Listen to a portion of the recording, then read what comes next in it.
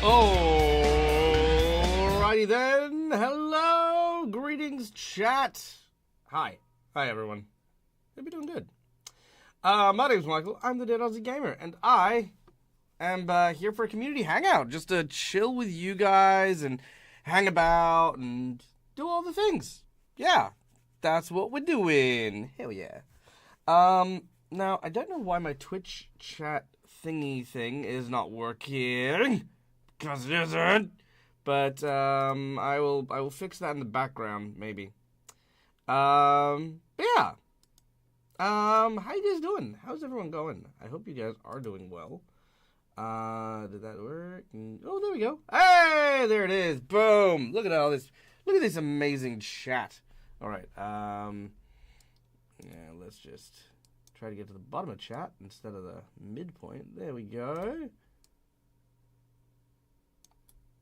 Okay. That's looking good. Yeah. Yeah. It might be a little slow, but let's just quickly test this out real quick. Is that gonna give me my thing? Is that yeah, haha. Maybe. What? Yeah, it's definitely rusty from the Dag Reed streams for sure. Well, look, this is the best I'm doing. I don't know. I tried. I'm so sorry. Anyway, hi. For those of you who don't know, my name is Michael. I'm the Dead Aussie Gamer. And we're here for a community hangout. What is a community hangout, you ask? Well, I don't know either. we're just working out what it is together. Yep. Basically, you know, I see a bunch of my friends and stuff like that who do Twitch streams and stuff, and they you know, like a community engagement, and I do too. You know, I mean, you've played my game. Some of you have played my games. Some of you have seen the games that I run, and a lot of the time, it is very much in the spirit of, like, I love interacting with chat. I really, really do. And this game, this thing we're doing here, is literally just more about, like, getting to know you guys better, getting you guys to know me better, and not so much focusing on, you know, running a game, but actually giving you guys some care, love, and attention, and then just, you know, doing that. So that's what we're here for. B-Town, good to see you, my dear friend. How are you? Senhouse in the house, doing good. OG Lava Kitten, also coming in with the resubscribe. Thank you so kindly, my dear friend. Schooly Eye, as always, here, bashing the damn streak down the door. Who else do we have? Marcus the Storyteller lurking, because he's working. Frick yeah, love it. Flying Sea Monkey, good to see you. Welcome in. Haven't watched yesterday morning's episode. Well, you know what? What we're going to do as well is we're going to, like, maybe, like, do a brief, like, recap on each of those games that we've played, for the week, and then talk about them a little. That might be what we do as well. Bruin is here in spirit. Well, that's okay, because this is the Crypt. Perfect place for spirits. Absolutely sure of that. I wish I didn't have to keep resetting my my thing, but there you go. Votaria, good to see you. Actually, you know what? Hold on. Let me try this from scratch here. Maybe that's my problem. Browser, add Twitch chat. There we go.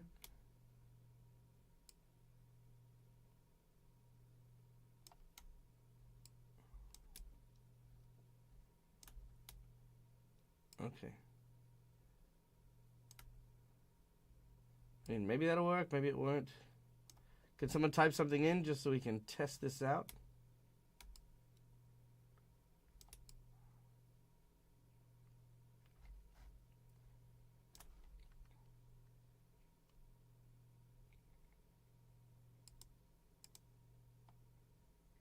Oh, there we go. Yay, there we go. It's working. All right. Fan-freaking-tastic. Yay! Aw, thank you so much. Tony! Hey, good to see you. Lurking as well. Baby's a bit fussy. Aw, little baby. Ah, it's so good. Okay, and then all I need to do is just that a little bit. Nope, I completely ruined it. Don't know what I did. I'm just gonna leave it there. I'm not gonna touch a damn thing. Oh, I know what I did wrong. Okay, there it is. It goes here. There, perfect. Okay. So yeah, as I was saying, we're just community hanging out. We're gonna go over some recaps for the week. We're gonna do highs and lows. We're gonna have a lot of fun. We're gonna play some games. Do all the things. We're gonna hang out. That's what it is. It's what we do, yo. So I guess let's start with the big elephant in the room. And it's, how is Dag? Well, Dag has not been doing well. As you guys know, I've been a little bit under the weather, and my photosensitivity has acted up. Nothing to worry about in terms of being overly concerned. Just obviously when I'm sick, I'm a lot more susceptible. Plus, I've been doing a few extra streams on top of my usual schedule. For those of you who don't know, during my 9 to 5, I work as at a youth center, running D&D and RPGs for at-risk kids.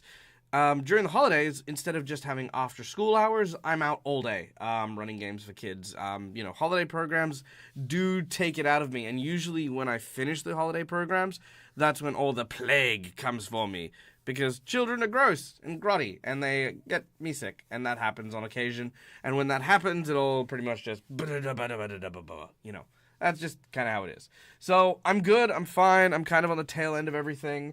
The photosensitivity is just, part of it all, but I'm good, I'm not regressing or anything. You won't see me become a VTuber anytime soon. I'll probably be back to my regular schedule, either tomorrow or Friday, pretty certain. So yeah, there's that.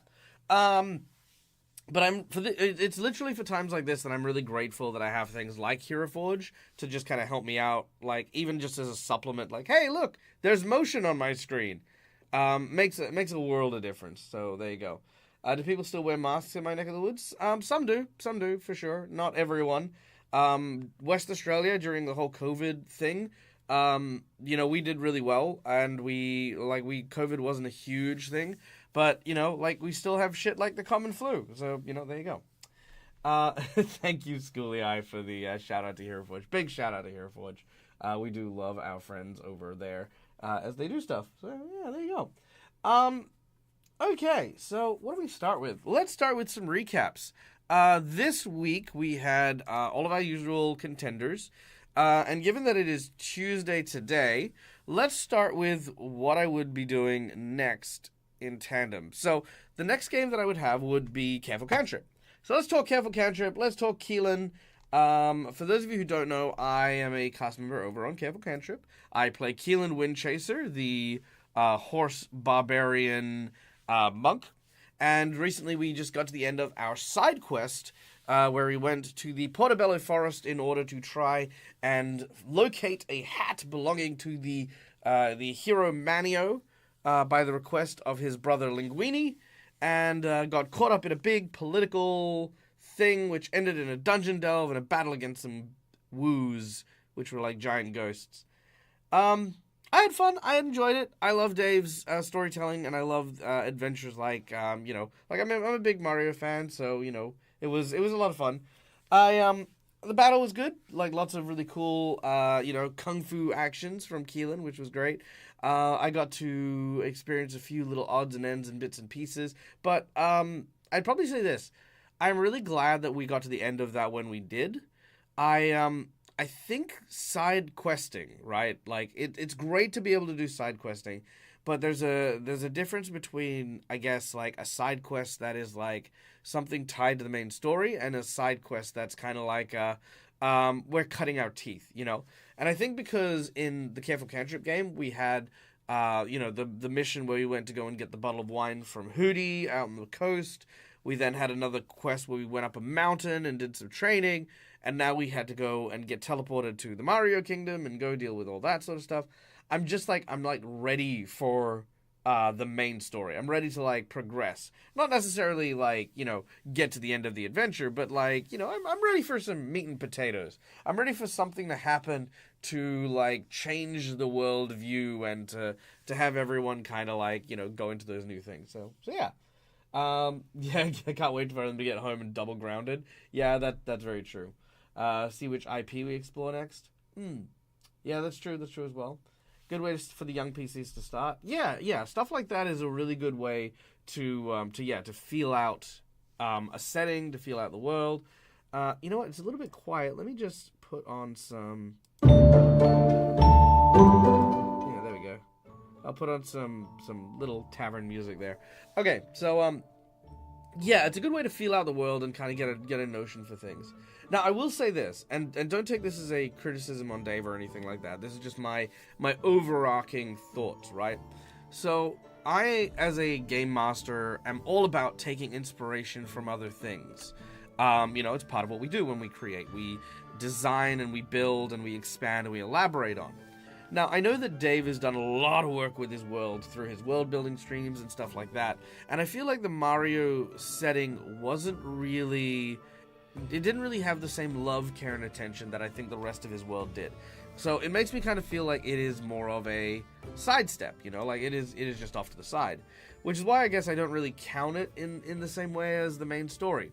Because for me, when I look at the main story, it's like a lot of stuff that has the what if nomenclature. It's like, what if this? What if that?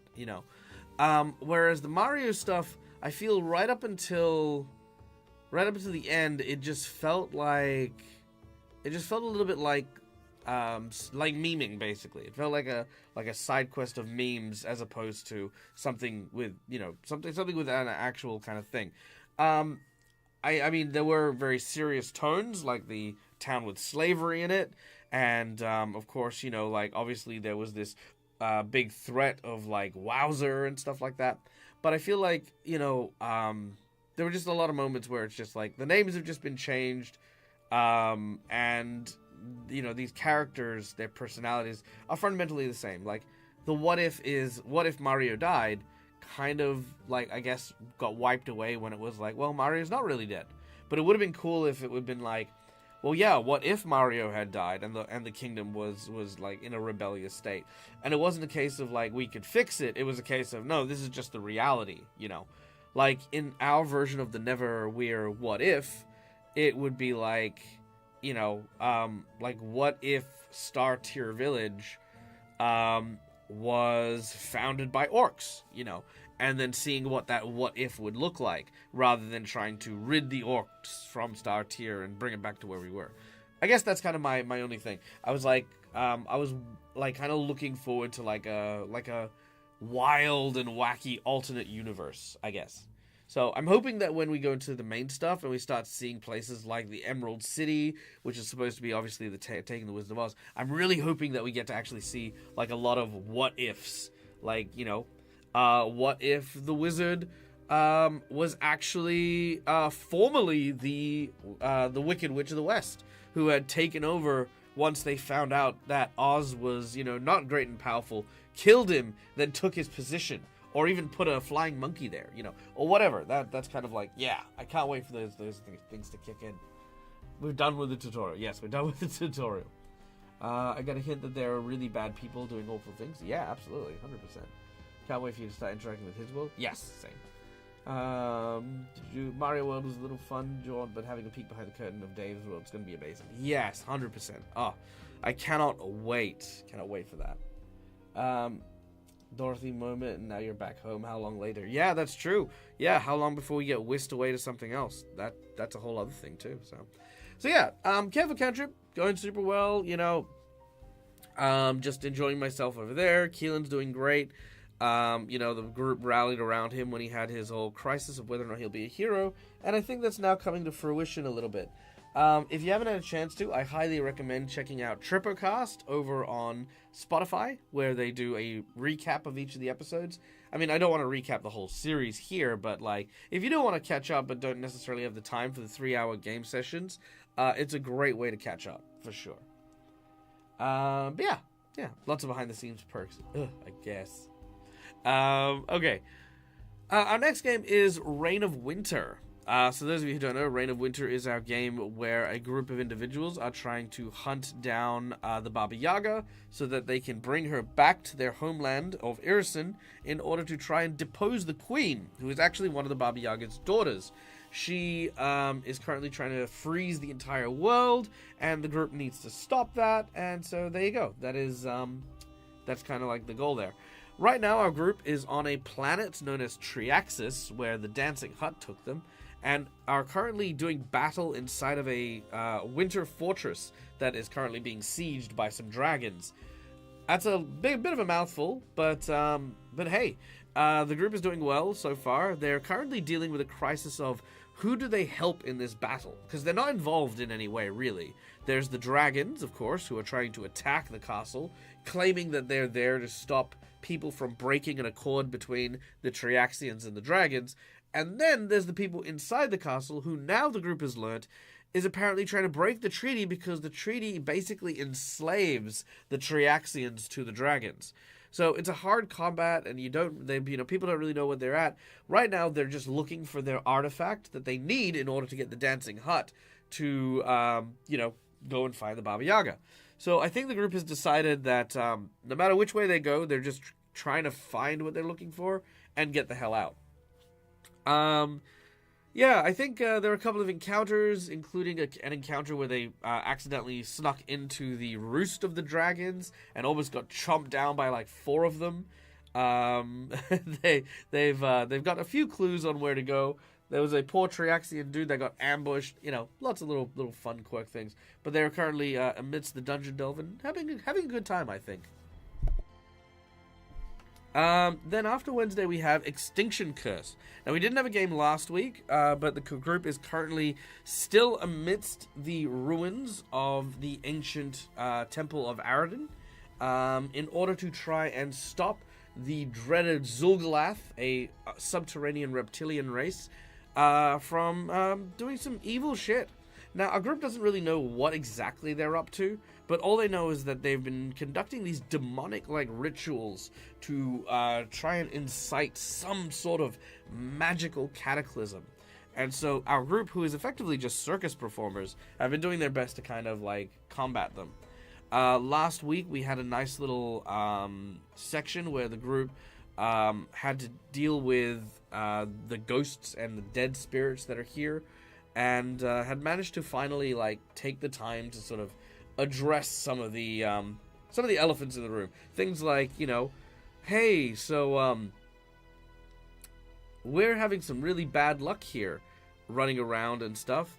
And ever since this ghost, who claims to be one of the warriors protecting this place, started traveling with us, we've been having some really bad luck. We've been bumping into horrible things. We've been, just not hitting our marks and stuff like that. And I think our group is now finally starting to realize in character that Saul, the guardian who has been helping them up until this point, may actually be more than meets the eye. I mean, metagame-wise, they all know that Saul is a fortune eater who has been, literally eating their luck. And so how they deal with that is hopefully going to be coming up soon. So that'd be kind of cool as well. So yay. Dag should know better than to challenge some members in chat to give him effects of last week. Yeah, that's true. That's kind of true. Yeah, good old soul hole. Yeah, you freaking soul hole. Alright, then after Extinction Curse, we have Gatewalkers. Gatewalkers. So, Gatewalkers has our group of individuals currently doing battle against some anarchic druids, specifically a necrobotanist who is currently basically trying to escape the group, I guess. Our PCs are all heroes who have this strange mark on their body. They went through a portal 8 months ago and emerged with no memories of what had happened. So they're looking for like-minded people to figure out and piece together what happened in their past. And, this druid is supposed to have some insight. So, after finding out he's trying to resurrect a curse that kills all the elves in his vicinity, the group has now just embarked in battle. They chased him up and down through the treehouse that he was hiding. The treehouse itself collapsing along the way, making a lot of noise as the treehouse has been animated by his necro-druidism. And I think it was Schooley actually with Bilrotar that managed to finally give him that one good clock to the jaw that knocked him out and sent him reeling. So now they've captured him. They need to deal with the flower. And once they deal with that, well, hopefully they'll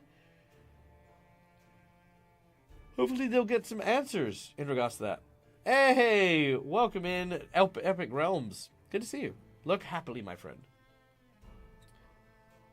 Oh, you typed that in relation to things in both. Yeah, oh yeah, that's right. I should have known better to challenge members in chat, given the effects of last week, clearly. Yeah, no, that's true. So I challenged chat in the Reign of Winter game to give Neil a bow that basically has the spirit of a fairy in it. And then it was just a few challenges, and it just became out of hand. And now Neil has a crystal that has his former character in it, one that I had obliterated. So that's gonna be a lot of fun. Yeah. Yeah, I made an undead Leshy Sunflower really mad. Yes, you did. Yeah, Gatewalkers, 100%. The Curse of the Crimson Throne this week.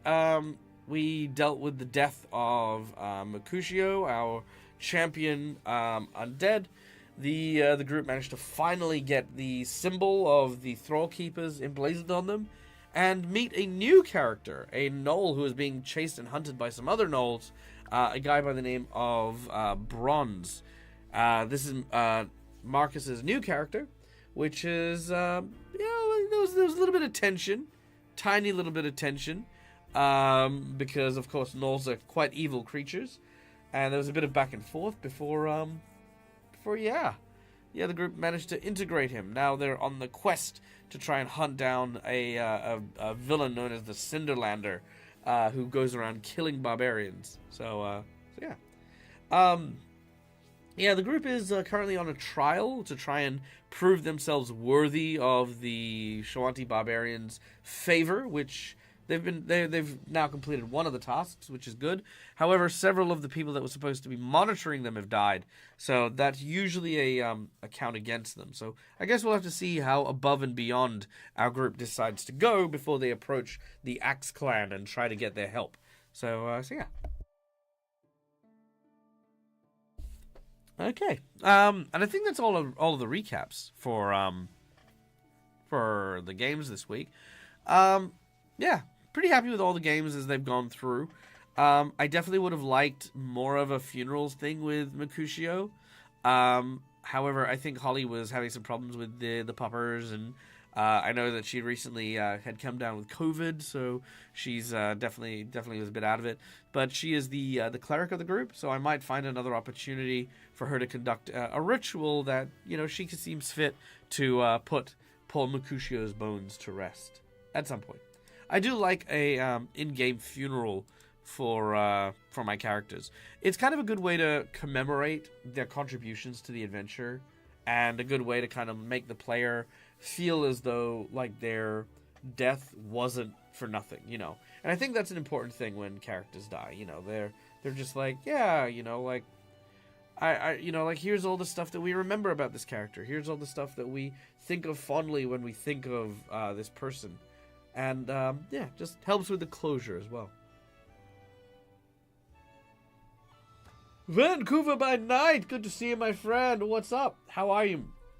We're just having a community hangout. You're welcome to come, chill, sit down, rest, recuperate, relax. They're waiting to retrieve the kettle to release the soul. That's true as well. They might be trying to collect the teapot from the strange witch that collected Mercutio's soul. What is that about? I honestly don't know. She was the wandering boss encounter, I think, that came up during that battle. So she's going to be coming back and forth for a little while now. Plus, she's actually one of the new creatures from the new Pathfinder remastered 2nd edition book, and so I was very keen to try one of those out. So yeah, getting ready to record your VAM game and hanging out. Nice.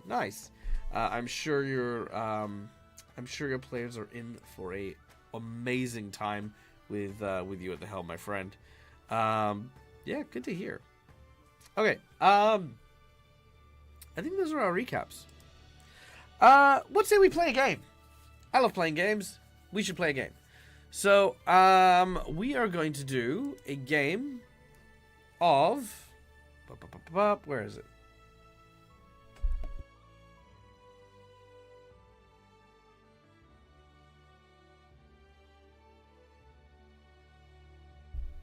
Okay, here we go. these are called tavern games. Now, tavern games are things that that we do when we gather around at a tavern in a D&D game. Normally, I'll try to do these games as like a little like aside of like, hey, like someone's playing things over there. Do you want to try and earn some money? And it's like, yeah, we're gonna try and earn some money. And these are kind of like the little mini games that I like to play as well. So yeah. I like how your Hero Forge is Walking Dead dagger regardless of where he appears. Yeah, well, it is. Well, I mean, this is the closest thing to me anyway. Avarian, welcome in. You're just in time, my friend. Welcome in, Raiders. We are here for a Dag Community Hangout. Hope you've had a good time over on Avarian's channel. I like the Walking Dead games. Yeah, I'll be back to the Walking Dead versus Dag games sometime.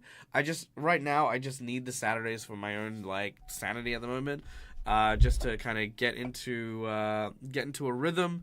But they are not gone. They will not be gone. They will come back, I promise. Just after I've kind of like regained a few spoons. Hey, BW Rabbit Girl, good to see you. Welcome in. Okay, so we're gonna be playing a tavern game. This tavern game is called Threes. Now, it is a game that features a few times here and there.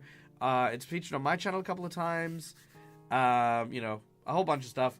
The Walking Dead. Yeah. I did a version of The Walking Dead versus me, and I just played myself in the Walking Dead world. It's a lot of fun.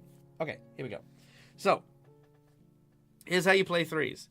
What I need from chat is I need chat to roll exclamation D6. Okay? Now, what's going to happen here is I'm going to take the first 5 results, okay, and I'm going to write them down. You pick a number from those 5 results, and all the dice of that sort are going to be kept. The objective is to get the lowest number that isn't 0, and 3 counts as zeros. So, for example, and we'll do this as a trial run because everyone's already rolled here. We have... starting from the top here, OG with a 4, B-Town with a 6, Schooly Eye with a 4, Dead Like Me with a 5, Senhouse with a 3, and we need one more roll. Anyone can roll this one.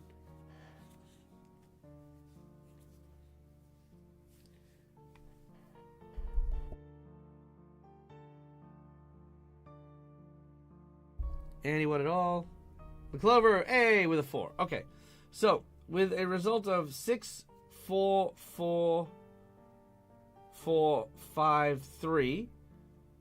6, 4, 4, 5. Yeah, 6, 4, 4, 5, 3. You would then get to pick one of these numbers, and all of that number gets put aside. And then we keep rolling until all of our dice, all 5 of our dice, have been assigned. Okay? And the person who gets the lowest score wins. So it's chat versus me. Okay, here we go. Let me do this. Dag, chat.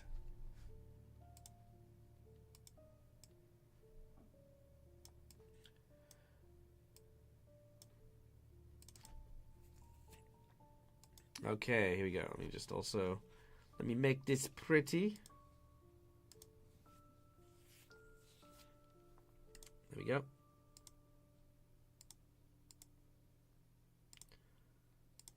There it is.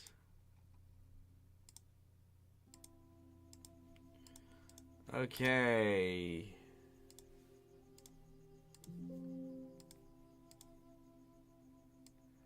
All right. Dag versus chat. Okay, you guys ready? So, everyone, exclamation D6, please.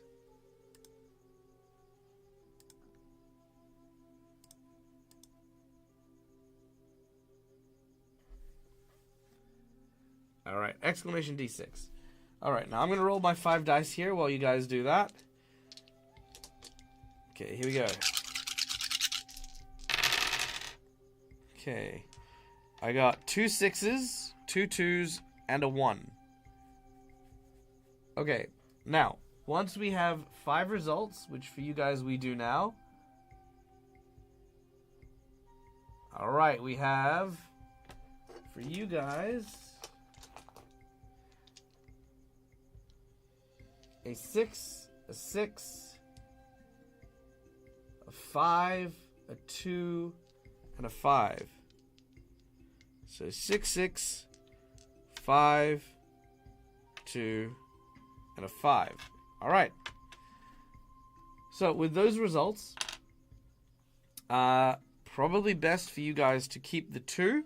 So we're going to put the 2 dice aside. And for me, it is probably best to keep the 1. Which means, right now, I am currently winning, as my first dice has only accounted for a 1. So I'm currently on the lowest score. So now, let's do it again. So exclamation D6 in chat, and this time we'll take the top 4 dice. And we're going to keep those. So I'm going to roll my next 4. So everyone, exclamation D6. And we're drawing the line from Senhouse. Yep, there we go. Oh no! Ah, I got 2 6s and 2 5s. Oh, that's crap. Okay. Oh, I guess I have to take the 2 5s.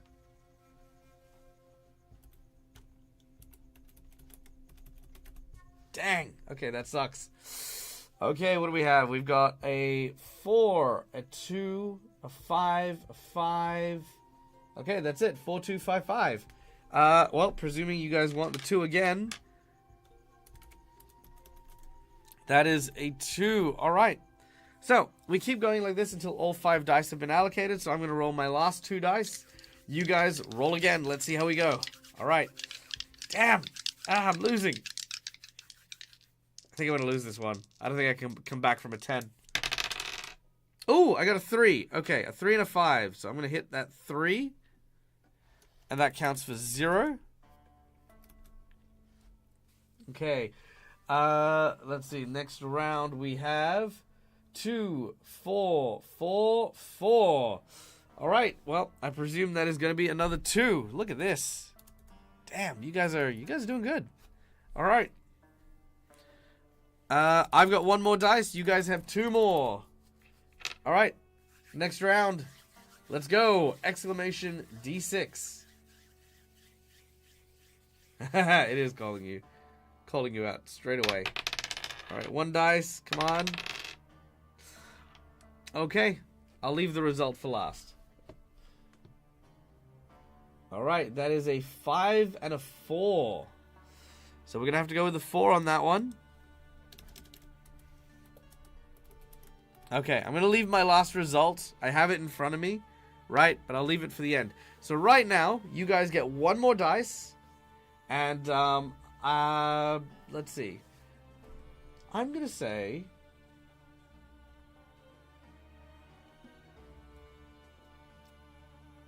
I'm going to roll a dice after everyone rolls. And then I'll pick whichever one on that list gets that dice roll. Okay. So, everyone roll your D6s. So right now, I'm on 13. And you guys are on 10. I could potentially win this. All right, we have 6, 6, 4, 3. All right, anyone else wanting to roll? Speak now or forever hold your peace.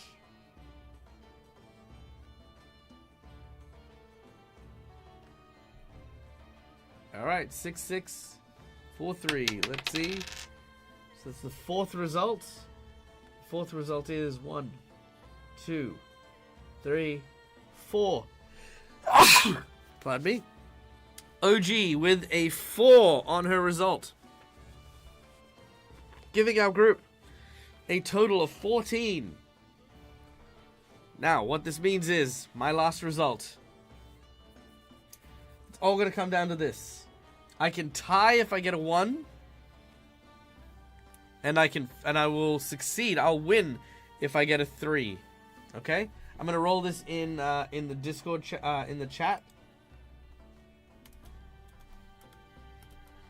All right, here we go. Ah, no! Ah, boo! All right, that is a 4, which means with a win of 14 under 17. Chat! Woo! Yay! Good on you guys. Yeah. So this game is called Threes, and the reason it's called Threes is because 3 counts as 0. Oh, wait. 3 counts as 0? Oh, wait. Hold on.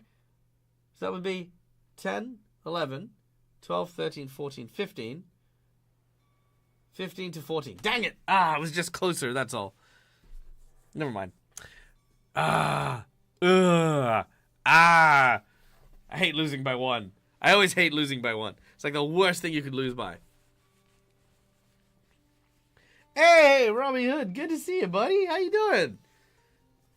Welcome in. We're just having a community hangout day. We were just playing a game that I use in my D&D games called Threes. So, yeah. So this game is really, really fun, and it's a really nice way to, like, interact with your players, especially if you are in a tavern scene.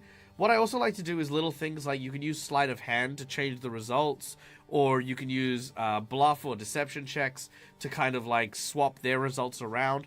You can be really creative with how your characters can kind of swindle people in this game as well. Using loaded dice, for example, might mean that a result, lands as they want it to. And it really does open up a lot of options for people to be able to really use the game system within the game system. But yeah, it has been a while, man. What have you been up to? Tell me all your stuff. Tell me your highs. Tell me your lows. Share all the things. So yeah, that was Threes. That was a lot of fun. We'll probably do a little mini game every time we do a community hangout, because I like games like this. The trick is to try to find a game that the community can do that isn't Jackbox. So not because I don't like Jackbox, but because I don't like Jackbox. So yeah. So I don't mind it. I'm just like Hey, no worries. Thank you so much for stopping by, Schooly Eye. You are amazing. Sleep well, my friend. We will see you anon. We will see you soon. Okay. Next is going to be a fun little segment that I have made up. So let me see if I can get this working here, because I haven't actually properly set any of this stuff up. So I'm just kind of winging this as I go. So bear with me while I do this.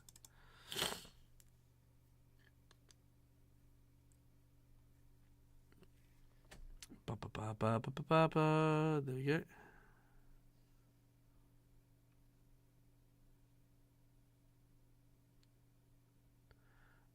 What do I need? I need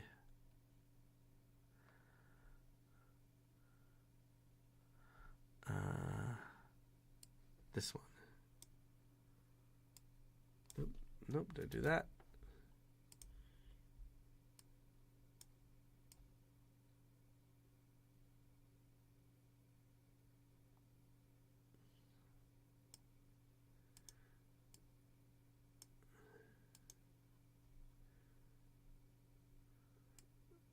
Okay, there and there.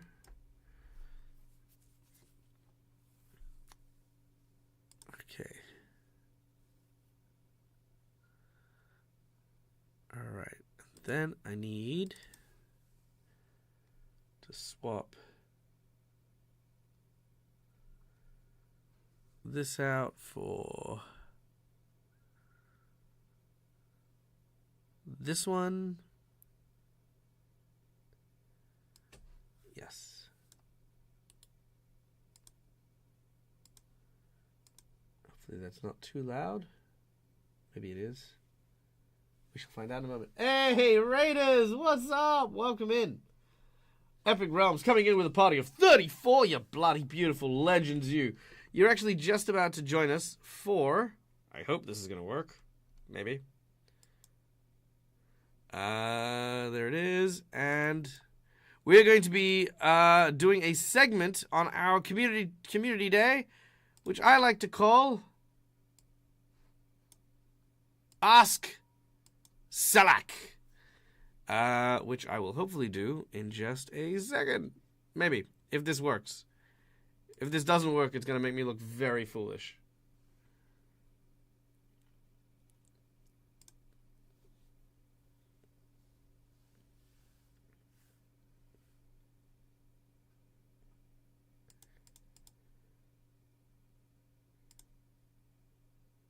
I will smooth this out next time. But for now, this is what we're doing.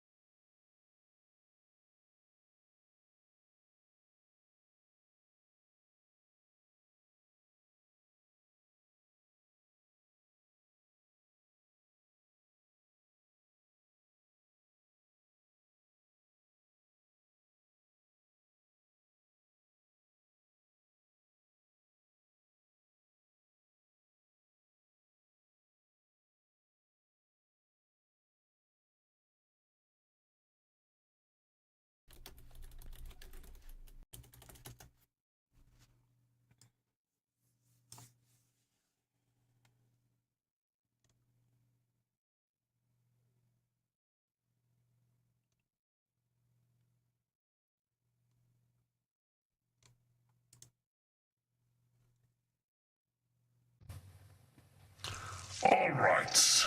Greetings and salutations. I am Salak Frame, the thrice-damned Lich. You may have heard of me from the adventures of Orlestria. I have been spending most of my time here in the deepest, darkest depths of the dungeons named after myself, harvesting all the information I can for my own evil endeavors. However, since I began my journey, I have learned many things. The first of which is that no matter how much you may enjoy an eternal life of solitude and propriety unto others, it will not stop adventurers from coming into your fucking home and cursing you. Hence, I am thrice cursed. Firstly, I cannot refuse any request made of me that is within my power.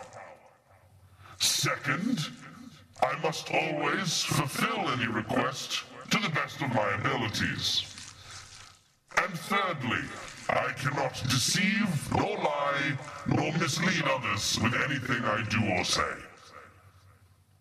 So, ask your questions, mortals, so I may answer you as best I can.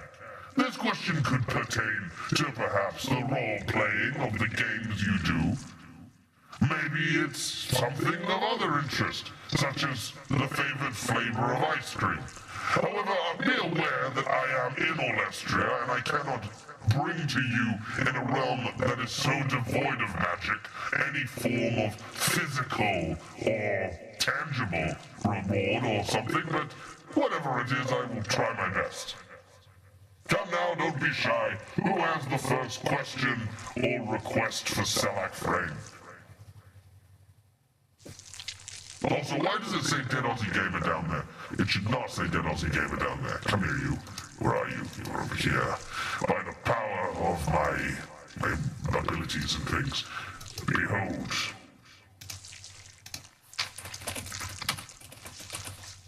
Yes, yes.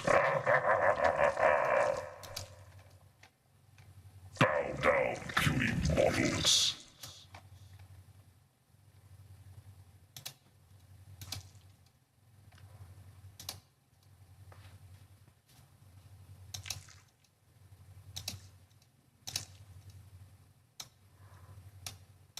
Aha, there. Yes. By the power of abilities and things, behold. Yes, yes, by the power of these exact things.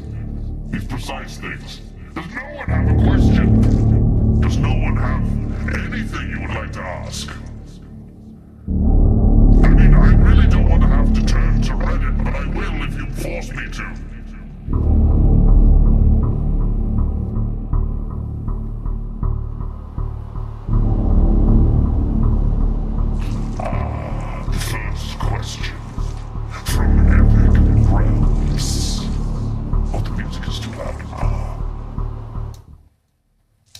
Very well. The bards have been silenced.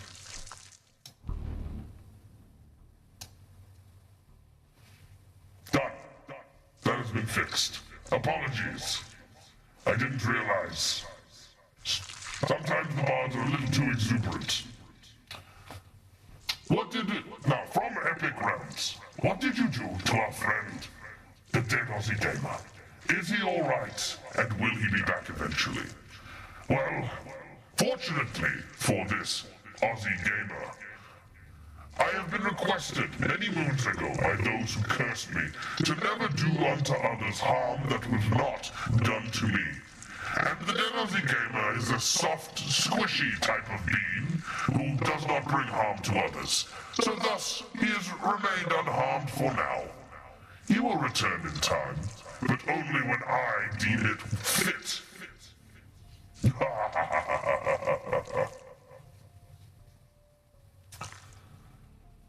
Our next question, from Lyric Lost. Where did you leave them last? Where would you lose your lyrics? Is that like when you're trying to play a concert and you've had too many tied off and you just kind of forget the words to your own song? Is that how that works? How does a Skelly get such epic modern tech skills? These are not modern tech skills. These are skills from an ancient and historical past. One might say it is a capable skill that one will learn, known as technomancy. To some, it may look like magic, but to others, it is simply knowledge. Knowledge imbibed. Oh, well, look who has just entered the crypt. It is Gina. Gina, welcome. I am Selak Frame, the thrice-damned lich, forced to answer any question asked of me, no matter how ridiculous or self-serving these questions might be. So far, we have been asked where Dead Aussie has gone, and we've also been asked how I have learned tech skills. Clearly, these questions are somewhat lacking. Do you, Gina, have a question that you wish to pose to one of the most knowledgeable and most wise liches in all Alestria? Dead like me? Ah, a wonderful question indeed. What is your opinion on Horizon Walkers? Let me tell you about Horizon Walkers. Horizon Walkers are the busybodies of the universe. They can't stick their nose into other people's business. No, they must go around sticking their noses into the business of other dimensions. No one asks for bubbles of anti-magic to be cast into realms to which they do not belong. Half of the time, they walk around leaving footprints in places that they shouldn't be. Completely devoid of any understanding of the implications of the catastrophic nature of moving between the realms, ripping the fabric of reality, and what? For some groceries? So you can use the elemental plane of fire to make toasties? Bunch of reckless, wanderlusting lunatics as far as I'm concerned. And if you ask me, they should all find their way into the elemental plane of nothingness. That way, maybe they can find nothing, which is what they need. Horizon Walkers are Karens on vacation? Oh, my dear lava kitten. If it was that simple. Because unfortunately, the other planes have to answer to these Horizon Walkers. Let me ask you this. When was the last time you thought a Horizon Walker simply went to a location to take photos? Or maybe just hang about? No. It's always to steal some shit. Or to kill someone. And people think that I'm the evil one. Our next question from Epic Realms again. Oh, great Lord Salak. I like this one. What is your favorite cocktail to make, and how do you make it? Ah, a wondrous question. Now, let me start by telling you this. As an undead, it is very difficult to consume or imbibe things such as alcohol to have any kind of effect on me whatsoever. However, there is one very delicious drink that does send at least some shivers down my cold, cold spine. It is called the Memento Mori. It is a delicious, azure-colored drink. The name itself implies something that I think is an important lesson to all mortals of this realm. Remember that you must die. It is a drink that explores the mysteries of both life and death. To create a memento mori, and write this down, I'm not using my tech to write it down for you. It is the following. Half an ounce of vodka.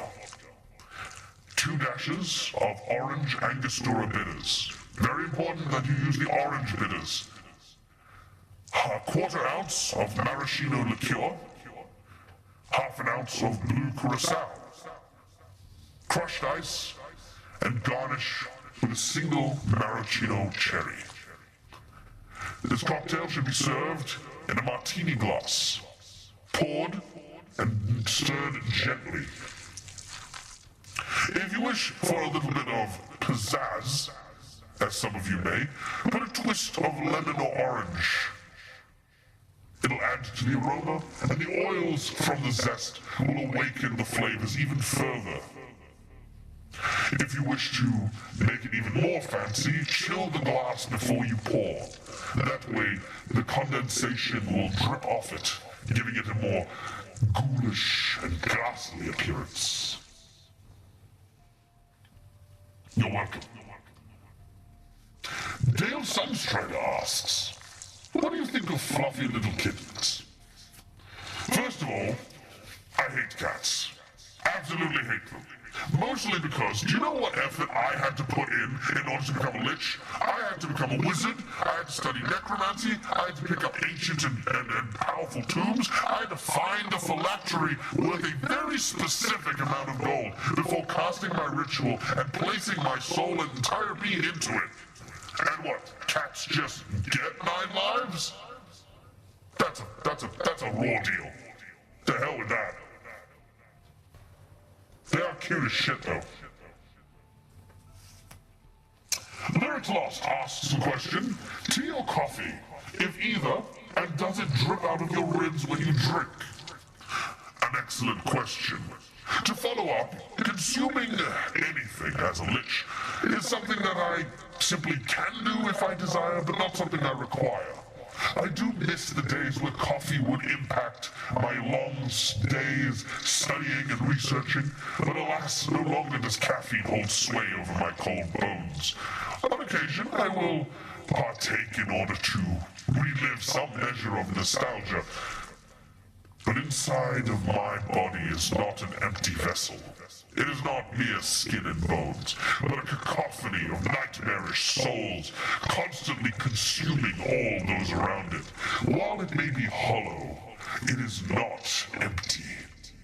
And whatever lingering dark necrotic hunger powers inside of this dwelling shell, it does not drip out. Thank you for your question. Gina, as a great all-knowing who doesn't care about offending anyone, who are your top picks for these mortal crit awards? I have heard much of these awards of the crits. A contribution, in fact, to those who study and master the art of the tabletop role-playing game. Well, as you can see, the techs have ensured that the nomination page is still alive and kicking. If any wants to nominate based on my assessment, then you may do so by following the magic link. But my top, I suppose, contenders, whomst I would like to see win an award, well, there are many, many. But among them, in addition to our friends over at Legends of Evantris, who have done spectacular work with their new Kickstarter, I think I would also like to see our friend Robert Hartley win something. 'Twas a terrible shame to see him miss out on the award last year. He has done much to lure people into this realm of imagination and wonder, and it would be great to see him receive recognition for that contribution. In addition, there are podcasters, many and far spent, that I would like to also see acknowledged for their efforts as well. One such are the three black halflings. They have done much not only to further their own agenda and being popular and, of course, successful as content creators, but have also done much to help the communities around them, including Blackwater D&D, who has likewise done the same among the Twitch families. Lastly, though I do not know many, I would love to see a number of dice makers make their way into the realms and the annals of the awards. Though I do not have any recommendations, it has encouraged me to search and become more well acquainted with those who are the more tangibly talented among the kind that research and understand tabletop role-playing games. Well, Mr. Realms, if thou desires a award, then one simply needs to claim it. Take with you this special magic link, post it among your content, and as well as the creators, as well as the discords that you travel. And good luck. For there are many who seek the coveted award, but I believe that any who put their mind to such a thing will often seek and receive for their efforts. Thank you for your question. Also, it would be nice to see the Dead Aussie Gamer follow up his 2023 award with one for this year as well. But we shall see. I mean, some people say that lightning doesn't strike twice, but as someone who can frequently cast Lightning Bolt, I can assure you that is incorrect. I can hit you a many number of times with Lightning Bolt. Lord Whiskers of Floofyburg asks, what a time to join with a username like mine. Haha, yes. Well, let me ask you this, Lord Whiskers of Floofyburg. Do you have 9 lives?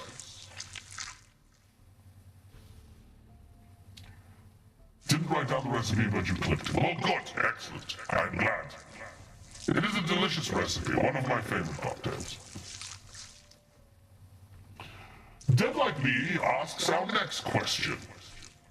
What is your favorite houseplant? A good question.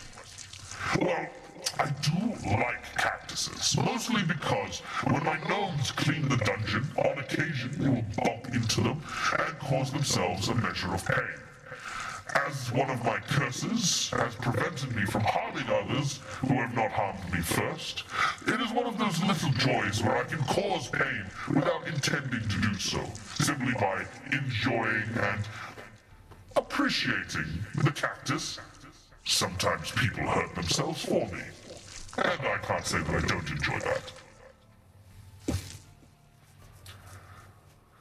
Jennifer, welcome.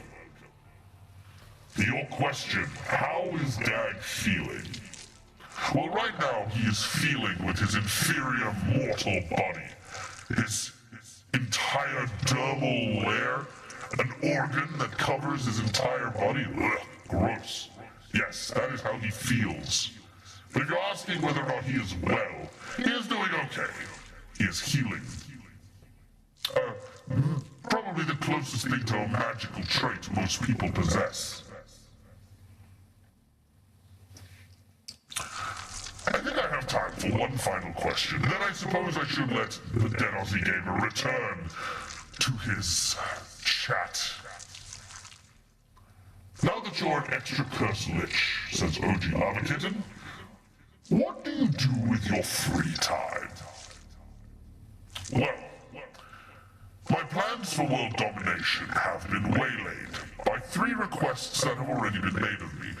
To not bring harm to others, to ensure I don't conduct world domination, and to ensure I don't elicit others to world domination.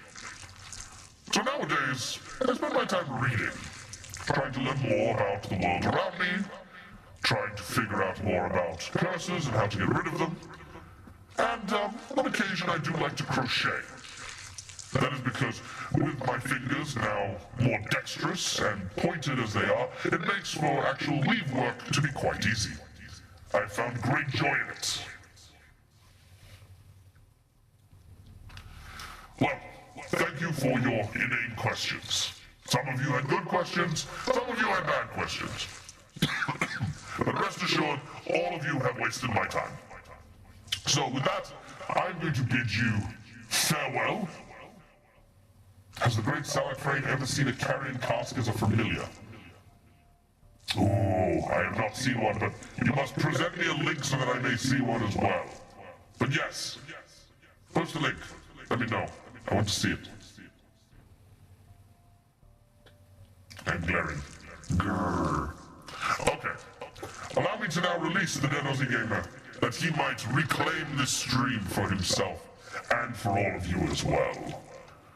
Farewell.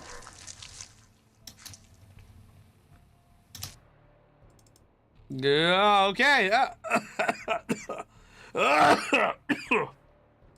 Oh, what the hell? Okay. Here we are. Hi, guys. Well, that was really a something. That's for sure. Thank you, Selak. I'm back. Yeah, it's me. Hi, guys. Hey, Gina, it's so good to see you. Hi, welcome in. And thank you to all the raiders and the people who joined by. Yeah, we're just doing a community hangout. We're just chilling. We're having a good time. I'm trying out a community hangout. We're doing segments. We're doing things. We're getting to know each other. All the stuff. Why? Because I don't know. Like I love people and I love hanging out with people. And that's it. I should get rest. I will get rest. I've got about another 15 minutes, and then we will definitely rest. But before we go, there is one last thing I want to sort of talk to you guys about. So as you guys know, TTRPGs are like a big thing for me, and I want to kind of do a thing where, like I've got these DAG formations that I do on occasion where oh wait, actually, hold on. Let me change the music over a little bit. There we go. Much better. Okay. I have these like DAG formations, like these things that like I use to encourage people, but I kind of want to hone them into more like advice videos. Like, what is my advice for people who are having a difficult time with a game, with a session, or if they are struggling to understand something? So I want to invite the chat here to share a story or to ask a question. This can be about the games that I'm running. This can be about games that you guys are in. Just ask for some advice, like anything at all, and I will give you the best that I can. Now, I run 10 to 15 games a week. I'm probably one of the most experienced role players and TTRPGers around at the moment. And I do not judge, right? This is not a am I the asshole type segment. This is just a, hey, look, sometimes we need someone who knows what they're talking about to just weigh in and be objective in situations. So there you go. Hey, Creative Garden, lurking while you try to get some food in you. Oh, sounds amazing. Jennifer, what's my favorite colors? I like black and red. I don't know if you notice. Black and red are always really good on me. But I also do like purple and gold. Purple and gold also look stellar on me. I'm also not impartial to blue either. But with my red hair, it just hasn't worked for me recently. That's all. But yeah, those are my favorite colors. When are we going to do a game together? Gina, look, I'll tell you what. I am absolutely so keen on that. I have recently gotten into this position where, and I'm going to tell you, actually, I will tell you this, right? So here's the thing. As a content creator, and Gina, you, by the way, for those of you who don't know Gina, Gina is also another fantastic and amazing content creator. We travel in the same circles. They're friends with a lot of mutuals of ours. But for whatever reason, we just have never had the stars align to be on the same table together. But here's the thing, and this has happened to me very recently, and this is kind of me opening up a little bit here about it. But a lot of stuff has happened behind the scenes in the TTRPG creator scene that has like kind of shook me a little bit. Not in a way that I'm just like I'm worried or I'm in any kind of like thing, but I'm a very real person, right? Like I know this is very ironic because I'm a Hero Forge guy right now, but like I didn't join this scene to become famous or to like make $1 million. I came to this scene because I honestly want to play with people who have a passion for role playing the same way I do. You know, I could make not $1 and play games with like Robert and Dredd and Playmat and a bunch of other people, and I would be the happiest man in the world, right? Even if I lived in a cardboard box, because I got to do something I loved with people I admire and I love. And Gina, you are absolutely one of these people, for sure. However, behind the scenes, just a lot of stuff continues to come to light about people, their personal lives, the way that they behave around others, and it constantly shakes me, right? Because I want to run games, and I keep thinking, oh man, I could do a big celebrity game. It could be a big one-shot, or it could be like a short 3-part series and stuff like that. And then, like, almost like an uncanny strike from a great and powerful being hits me, where it's like, oh, didn't you hear this person got caught up in a scandal? And I'm just like, what fucking scandal? And I'm like, oh, not again. And and then everyone's kind of like going through things and juggling things. I'm just like, ugh. And it's, you know, pretty much it's just that. And I'm just like, I want to kind of find my feet. I want to kind of get okay, and I want to kind of be where I'm at. And then I want to invite cool people to come do cool things again. I don't know why the space is so messy, but it is. It really is. And, well, actually, no, I know exactly why the space is so messy. Hold on. You know what? Give me 2 seconds. I'm going to go grab some water so I can keep talking. But I will tell you precisely, and this goes to everyone in chat, I will tell you exactly why, not just for D&D, but like all of the online entertainment space is messy, messy, messy. And I will tell you exactly why. There is a perfect reason for it. All right, hold on.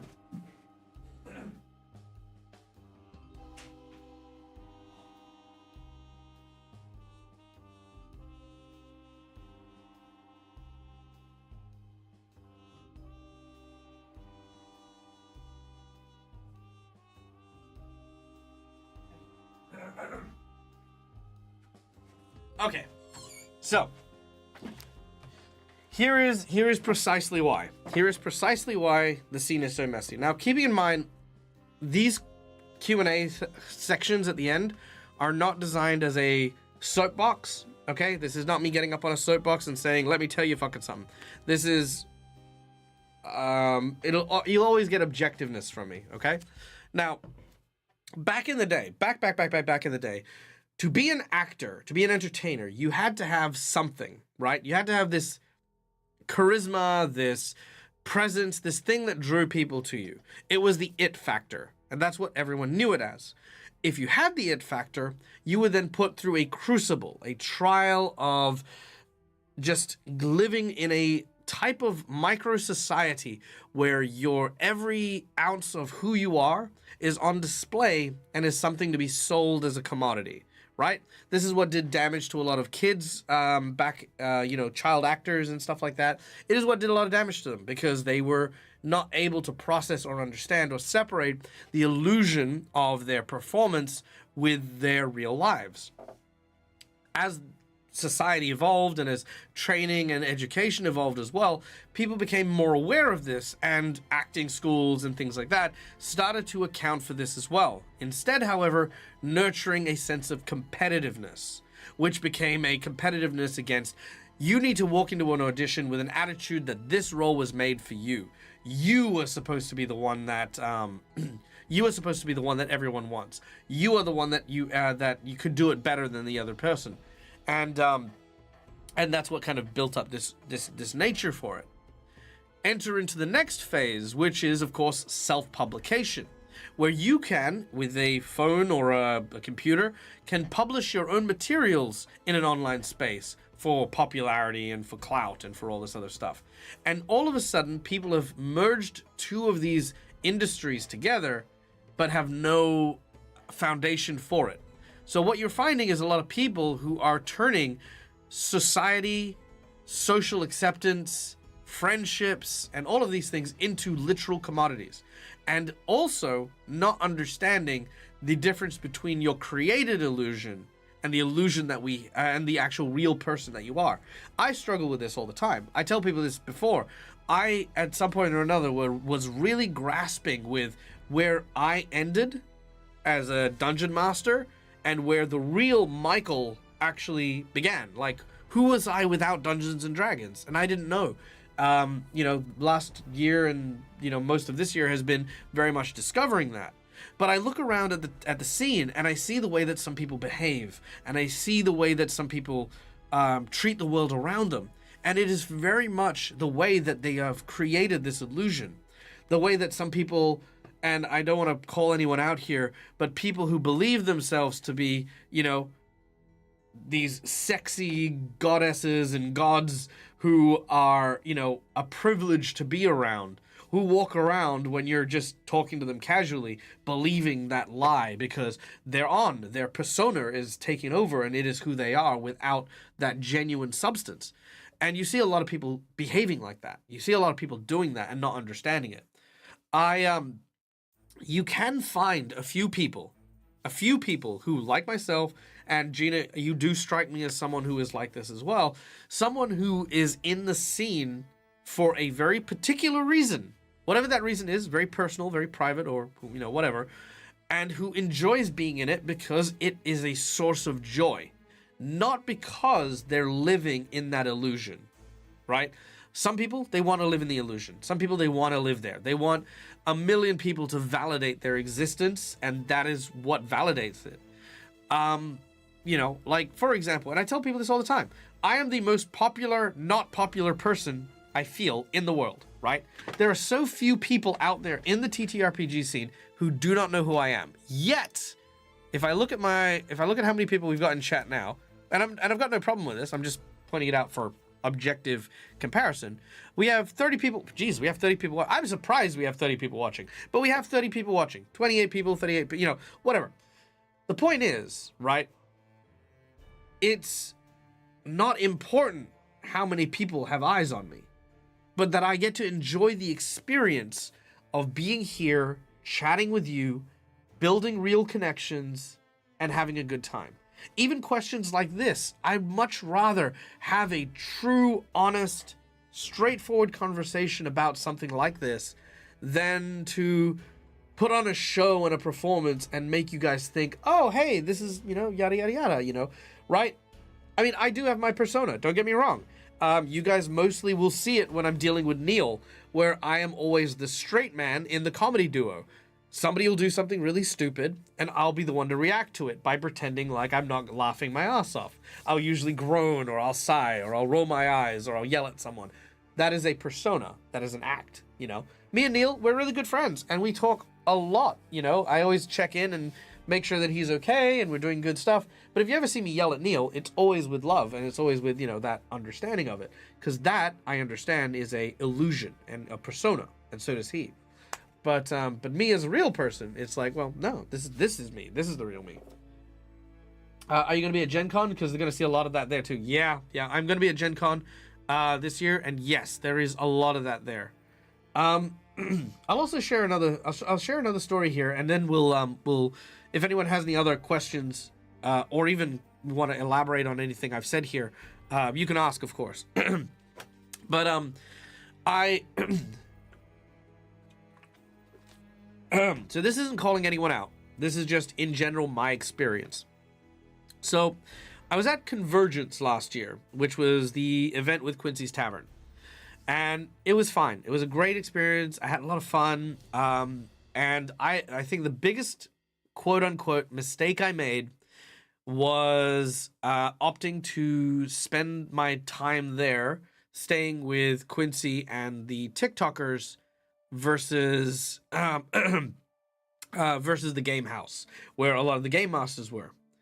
The reason being is in the TikTok house, a lot of the emphasis was on making videos and talking about making videos or people building and making their content and stuff.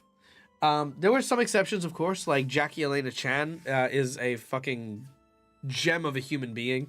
I spent so much time with her and Maddie in such a meaningful way. But the rest of the people at the house were like so busy, I didn't really get a chance to see them or talk to them or do anything about them, but I was like staying with them. You know, that was a whole thing as well. Oh yeah, no, Jackie is lovely. I love Jackie. She always has my friendship and my soul. Lovely freaking human. You know, and same thing with Shane, I guess, to a degree as well. Me and Shane actually spent a little bit of time together, so I will say that. But I look at those moments and I think to myself like I'm not making content while I'm here because my content's all live plays, and I can't do live plays while I'm on, you know, while I'm traveling around. So, you know, I was really looking for someone to like befriend and to make a connection with, and it wasn't until I bumped into Duke from One Shot Questers that I found that person. And then me and him now like are super close because of like we both have that same desire. So it's not uncommon, and it's not like it's not understandable, right? Because like I said, we haven't learnt how to look for that person who we are when the cameras aren't rolling. We've been encouraged to survive in this field, in this industry.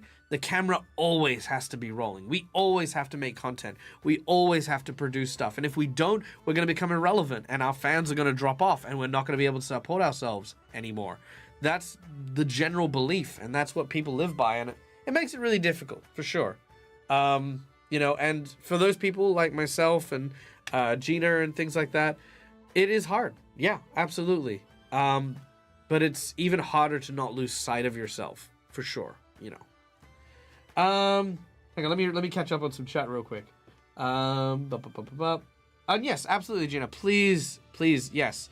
And if you want to hang with me, and I will tell you this, if you see me running around, just stop me in my tracks and say hi. 100%. I have, because my family's from Singapore. The only thing I have left of my Singaporean heritage is the fact that I bolt through crowds and I do not pay attention around me. I just get to where I need to go. But I no matter where I am or what I'm doing, I want to chat with you. So yes, please stop me wherever I am. And if you want to hang out, I'd much rather do it like at where we can just go and have coffee or something, you know. Like have a thing, you know. Let's not just like bump into each other, exchange a few words. Let's go out and say hi and, you know, probably, you know, hang for a bit. Dad getting at Neil cracks me up during games. Yeah, that's exactly it. It's entertaining, like 100% OG, and that's exactly why we do it. If no one laughed at that sort of stuff, I would absolutely not be doing it. Votaria, I've heard of such controversies like that coming out recently. Yeah, Votaria, controversies are happening constantly. Actually, you know, this isn't a brag or anything like that, but it started first for me with Satine Phoenix and Jameson Stone. They were actually like, I was actually developing a friendship with the two of them around the time or just before all of that stuff started happening. And I was gutted to find out what had gone on and what then their behavior and stuff. It was literally the first of a series of dominoes that then happened from there on in, and more people just started letting me down. And these are people who, for me, my experience with them is so drastically different. One of the stories I tell people is like one of the people in this controversy, which again, I'm not going to name, I'm just going to leave as is because I don't really want to start that drama again. I met them by taking water to artists in Artist Alley at Gen Con because they couldn't leave their booths all day. And I'm like, yeah, and we were just wandering around and I was like, yeah, sure, let's go do that. And we did. We just took water to artists. And I'm like, fuck, that's amazing. This person is so cool. What an amazing human being. What a considerate person who matches my thing. And then controversy comes out and I'm like, fuck, what the hell? Anyway, yeah. B-Town, I'm intrigued into this perspective in this online short distance space. I've built some real connections that I'll have forever. That's something I always want to get. Getting there was strange, very difficult at times. Makes me appreciate the chance I can chat with all of you.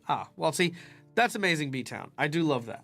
And, I mean, B-Town, I want to tell you this as well. Something also I'm learning is very much the parasocial relationship between myself and the people who I interact with. What is the difference between someone I consider a coworker, a friend, a fan, and how do I interact with them? These are important things to kind of know as you step into content creation. For example, me and Gina, absolute coworkers, because I say coworkers because we occupy the same space. But me and Gina, we've had maybe 3 or 4 conversations. Would I be friends with Gina? Absolutely, 100%. But it would take time. It would take the same level of commitment that I would expect from any of my friendships, right? But a lot of people, because of the industry that we're in, we have to be friendly to all of the other content creators. They mistake the idea of being friendly with being friends, right? Someone friendly is great. Someone could be amazing to work with. Someone could be a real pleasure to have on your stream and to have a great time with.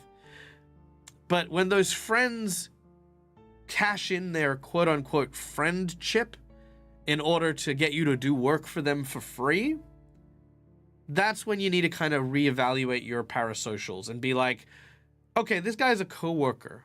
This is not a fundraiser. They want me to give up my time of day to come play a game for free.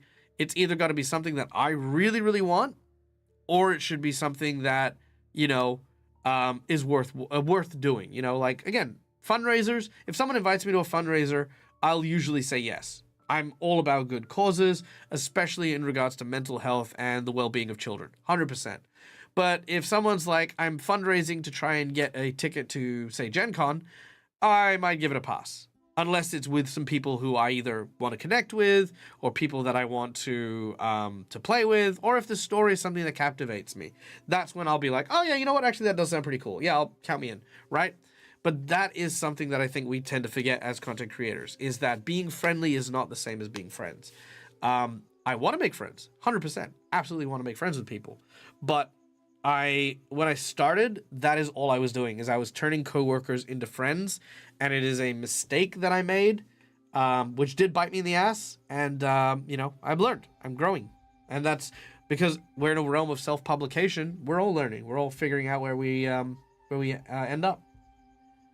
Christina, Dag yelling at Neo, you can tell it's coming from a state of maliciousness, a state out of love for sure. Yeah, that's true.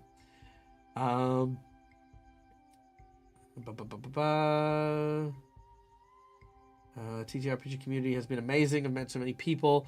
Appreciate my true self. I've been letting myself out of the box as I go through therapy. That's amazing, OG. I'm glad. RPGs have a really therapeutic nature to them, for sure. And it does open us up to being able to express ourselves. Because what is TTRPGs than to tell people, this is what I believe, and have people accept that belief and run with it. Like, it is one of the greatest things, I think, for also gender identity, as well as being able to learn how to meet people who accept your voice. I mean, I come from a family where trying to express myself was always received with, no, you're wrong, here is what you need to know, and here's what you should do instead. A lot of corrections and stuff. So getting to a place where people are just happy to hear my voice and to, like, accept the realities that I put, it's great. It feels amazing. I've been going through a lot of difficulties in the past couple of years. Everyone has been supportive and helped me stay positive. That's so good. It's always wonderful when we have these positive influences that really affect us, for sure. More positive influences are great. We just also need to be careful. Again, going back to content creation, another thing to watch out for as well is toxic positivity. Toxic positivity is another big one, and it's part of that whole being friendly / idea. Toxic positivity is where, as a knee-jerk reaction, somebody is always trying to put a positive spin on every interaction you have.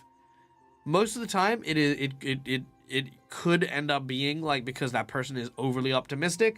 However, most of the time in the creator scene, it is a form of manipulation. It is by telling people, oh, what I'm doing is so worthwhile. I am inflating my value by telling you how amazing things that I am doing are.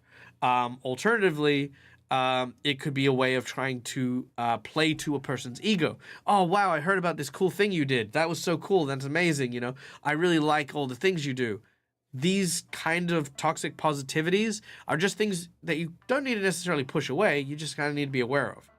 I had a situation where I was invited to it was disguised as a friend meetup, but was actually a content creator meetup. Because again, everyone was quote unquote friends as content creators. So I went there with a date of mine, which was great. She was amazing. She was lovely. And as I went there, she, we started chatting. And one by one, people came up to me and started telling me about all the projects they were in, which I was there for. I was there for a beer. That was that was pretty much it. I was just chilling out and having a good time. And there was this one thing that they were telling me about, like this event that they went to. Like a handful of them got selected as celebrity guest GMs.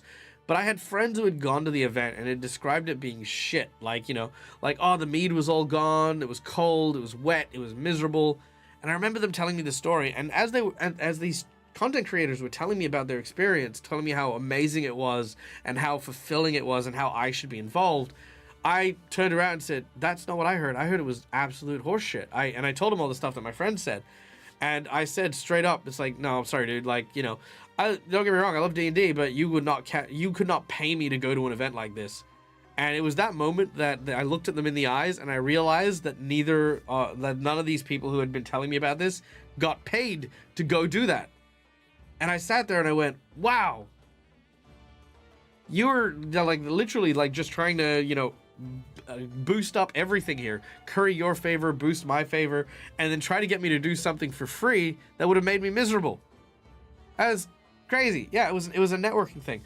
And here's the kicker. At the end of the night, or before the end of the night, the person that I'd brought with me had to go to a birthday party. So she left and I stayed behind. And immediately, everyone runs over to me and it's like, Dag, who the hell is that? Who's this person? What do they do? What's their content? What's their stuff? And I'm like, that's no one. That was my friend. I brought her here for drinks. She just hung out with me. But, like, not one of you introduced yourself to her. And, a few of you came over, but she was invisible to you guys because she wasn't someone to network with. And there was this almost palatable silence from all the creators, but not the partners. Because the partners who came with the creators, they're the ones who I was talking to. And who, the person that I brought was talking to as well. So we were great. We were having a good time. But it was a good reality check, I think, in that moment. And it made me kind of like, again, come to that realization of like, who I am in the space. I'm very confident with who I am in the space. I want to be a good force in this space, not only for myself, but for the people who are in my orbit and people who want to remain healthy and well while trying to navigate a very difficult and very, very pioneered industry. So yeah. So there you go.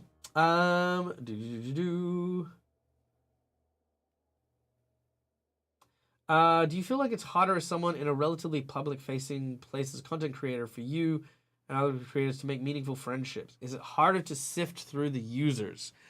Straight up, yes. It is very hard. It usually is. The usual rule I have is if you cannot send me a message to just find out how I am with no agenda for like a project or a job, then I will consider you someone who is considering me a friend. If every interaction I have with you leads into something you want me to do as part of my employment, then that straight away puts you in coworker category. It is hard. I have maybe 3 real friends in the industry. And I'll tell you who they are. The first one is One Shot Questers. Duke is a friend straight away. There are so many times we will just catch up to just be with each other and, spend some time. The second is Reyna. Me and Reyna got really, really close during the CC stuff, and there are plenty of times we will just chat, and I'm hopefully going to chat with her a little bit today as well. Just again, somebody who has just always been kind of just that way for me. And probably the next person I would say hits that category is Rob, for sure. Rob and I, again, we don't talk as much as we used to. And same with Dread. Me, Rob, and Dread, we used to be inseparable. We used to have that kind of really close friendship. But life and things kind of pulled us in different directions. But the 3 of us, yeah, 100%. Like, these guys will always be like brothers to me and sisters. And it'll just be, yeah, it'll always just be that case. I never expect when they message me. First of all, I never expect them to message me because Tweedledee and Tweedledum never fucking do. But, whenever they do eventually message me, it's never for anything. It's just to see how I am and just to catch up. And I love them for that. I always will. So, yeah. Oh, hey, no worries. Thank you so much for joining in, Gina. And yes, absolutely.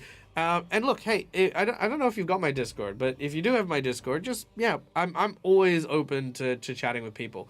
I tell people this all the time. Yeah, once people enter my orbit and I start chatting with them, I'm always happy to chat with them. That's literally it. It's just part of it. And sometimes it's hard finding people like that have that level of support too. So, yeah. Yeah, 100%. Just, yeah, say hi, reach out. Always happy. But yes, thank you for stopping by. It's always a pleasure. And thank you for the question. The question is a good one. And it is one that I think, because I know a lot of the people in this chat right now are content creators and stuff like that as well. So I think it's a good thing for people to hear too. Like, for sure.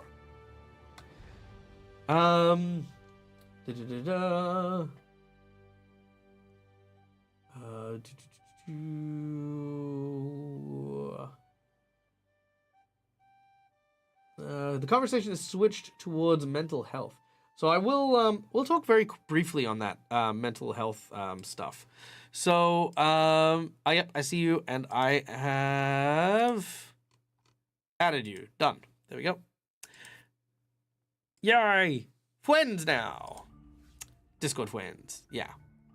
Yeah. So on the topic of mental health, RPGs and tabletop role-playing games are such an amazing tool for mental health and growth. It is one of the reasons why I run RPGs for at-risk kids. People just need that level of support that comes from people accepting them. Now, there is only one rule I've ever had at a TTRPG scene, and that is, you can play this game however you like, so long as you are not playing at the expense of others. With that as the only rule, 100%, that means that you will have a great time. Because everyone will have that joined understanding of the game, and that joined love of the game, and that joined desire to accept what the team is doing, what the whole group is doing. It's wonderful. And I've had people who have joined the game who have not had everyone in mind. Like, I had this one kid who came in who wanted to be like an alcoholic, and he was drunk and got people in trouble, and every time they made a stealth check, they would intentionally fuck everything up. But very quickly, I was able to, in that game, sort of go, cool, one of the characters has been stabbed and is bleeding to death. You can't heal him because he has suffered a cursed wound. He needs blood transfusion. And we rolled randomly, and I say randomly, I actually cheated, so that was him, because there was a point here. Anyway, he was the only person whose blood was a match, but he couldn't donate blood because there was too much alcohol in his system. He immediately switched gears so quickly, and this kid now was like, no, I need to help this dude. It's my fault he was injured. He's gonna die. I'm sure there's something you can do. And they were like, no, we can't do anything about it. I'm sorry. And he explored every resource he could.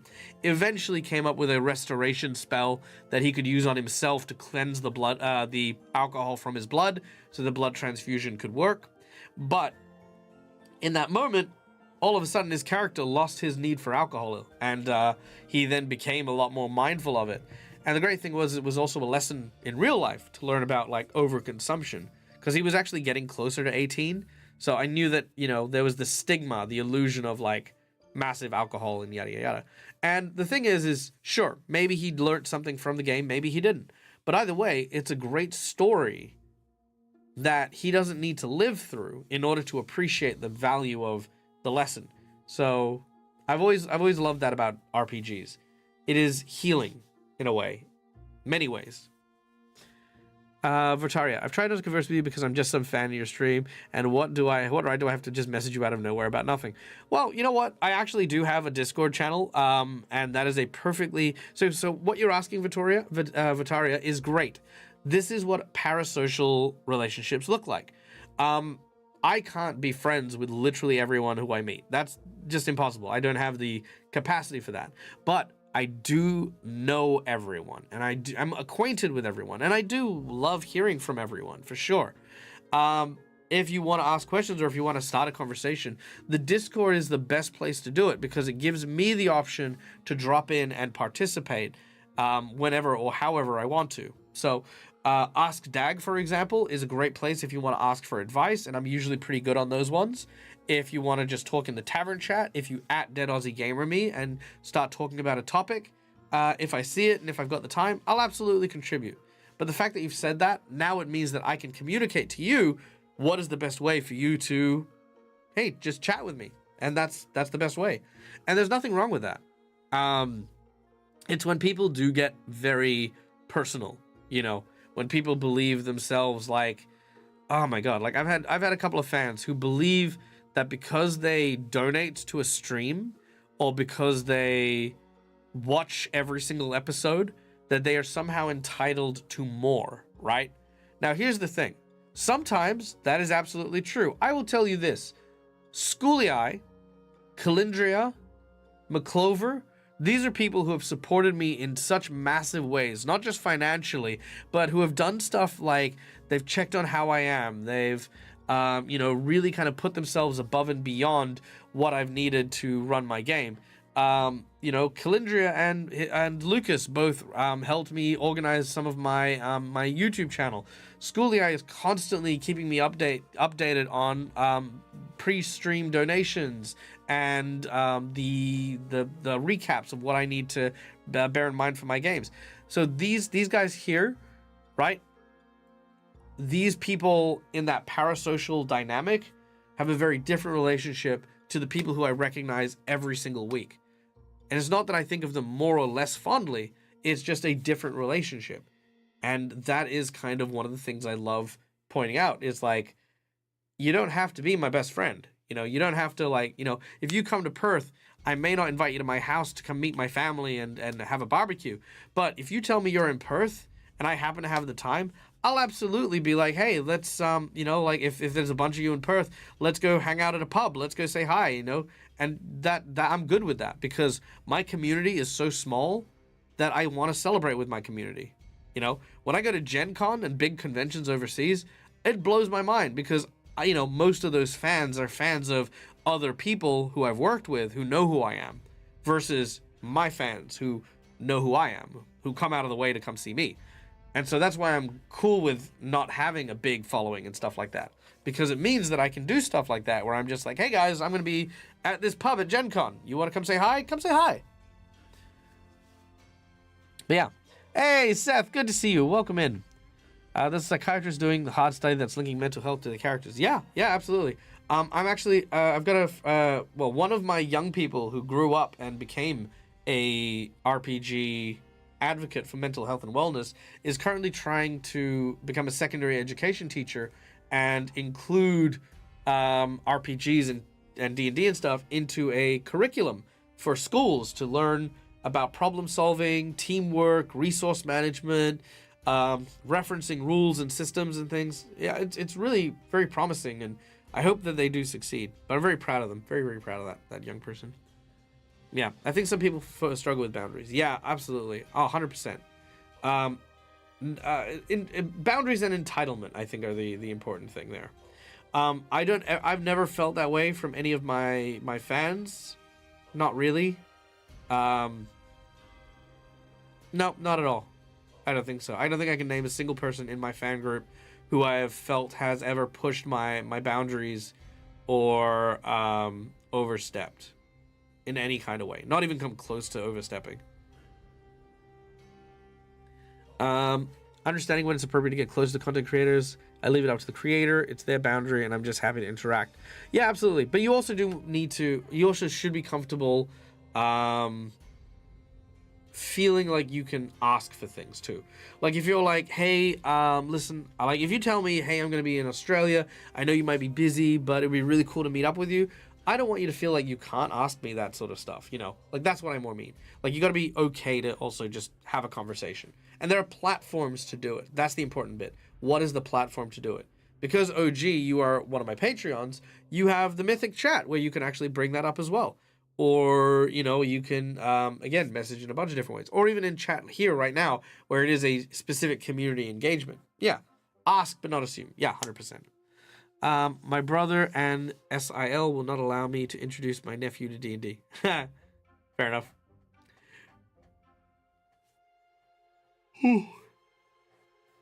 It is all consuming, the RPG stuff. Okay, well, I did go a little bit over time compared to where I was going to end. So I am going to cut it off here because I do have some hungry babies to feed. But guys, this has been so wonderful. I honestly love the idea of the community hangout. I don't know how often I'll do it, but I will try to. I do want to do like kind of segments as well, where it's like recaps of the games that I'm in. I want to do, like the Salak Frame thing. Maybe I'll even do a Discord opening of like, here are some questions for Salak, and we'll do a mixture of live game ones and pre-game ones. So that'll be a lot of fun. So yeah, this will be an evolving space, so keep an eye on it. Guys, thank you so much for hanging out, and thank you, of course, for the raids. Epic Realms, you bloody freaking mad lad, you. Thank you so much for all the follows and all the subscriptions. You guys are amazing, and honestly, you make this whole thing worthwhile. Oh, yeah, thank you, Creative Gotham. And again, if you are a content creator, hey, just remember, there are, like, really, really kind of darker corners to the industry, but so many people wouldn't be drawn to it, and there are so many people out there with truly beautiful souls. Don't give up on finding them, because they're plentiful. They really are. And you just gotta keep your heart and your mind open for them, but also, hey, keep your head in a swivel. Boom, boom. There it is. All right. We're gonna go and raid someone. Let's go share some love. Who is out and about? Who is doing some things? I've never really been here on a Tuesday. Alt Haven is doing the Aliens RPG.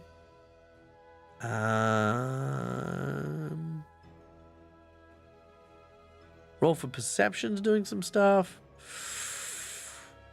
You know what? Let's go check out the Aliens RPG. I really do love Aliens, the RPG. It is like one of my favorite ones.